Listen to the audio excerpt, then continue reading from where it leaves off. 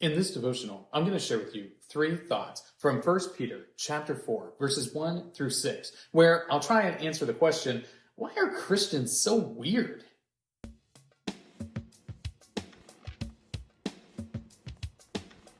First Peter chapter 4, verses 1 through 6 says, "Since therefore Christ suffered in the flesh, arm yourselves with the same way of thinking. For whoever has suffered in the flesh has ceased from sin, so as to live for the rest of the time in the flesh, no longer for human passions, but for the will of God. For the time that is past suffices for doing what the Gentiles want to do, living in sensuality, passions, drunkenness, orgies, drinking parties, and lawless idolatry. With respect to this, they are surprised when you do not join them in the same flood of debauchery, and they malign you. But they will give an account to him who is ready to judge the living and the dead.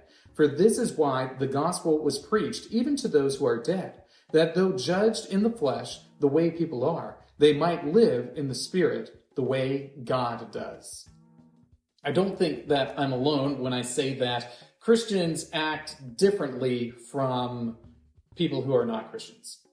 Christians act differently from the people of the world, and this is actually a good thing. The Christian should be weird to the non-Christian.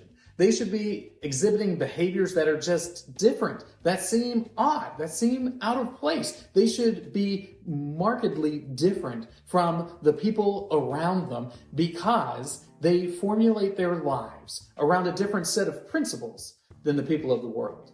So from 1 Peter chapter 4, verses 1 through 6, I'm going to try and answer the question, why are Christians so weird?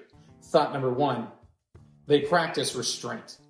And this is something that really everybody knows that they ought to do. And everybody does. This isn't exclusive to Christians that they practice restraint, but Christians practice more restraint than their non-believing counterparts. And this is evident. Peter talks about the people who are engaging in drunkenness and wild living and sexual immorality and all of the different vices that we seem to know about already. That the Christians don't participate in those things, that the non-Christians do participate in those things, and when they see the Christians not doing it, that's strange to them. And they might even make fun of or malign or speak poorly about the Christian because they're not participating in the same types of debauchery that the non-believer enjoys so much. The Christian practices restraint because they recognize that God is holy, and because he is holy, he expects his people to live in a holy fashion. Thought number 2, they care about judgment. Christians care about judgment. They care about the judgment of God, and they care about the judgment of their neighbor.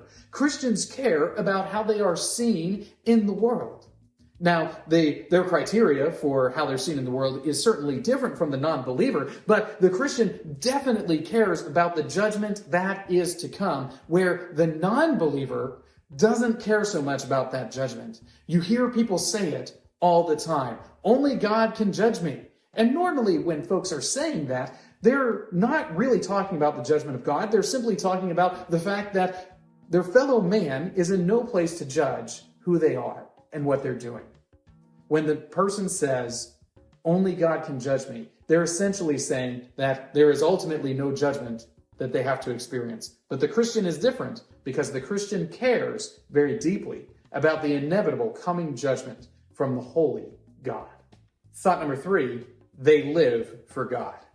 So there is this difference in motivation between the non-believer and the believer. The non-believer lives for themselves. The non-believer lives to satisfy whatever carnal desires are most prevalent in the moment. But the Christian doesn't do that. The Christian seeks to live for God in every circumstance, regardless of the carnal desires that they might be experiencing at any given moment.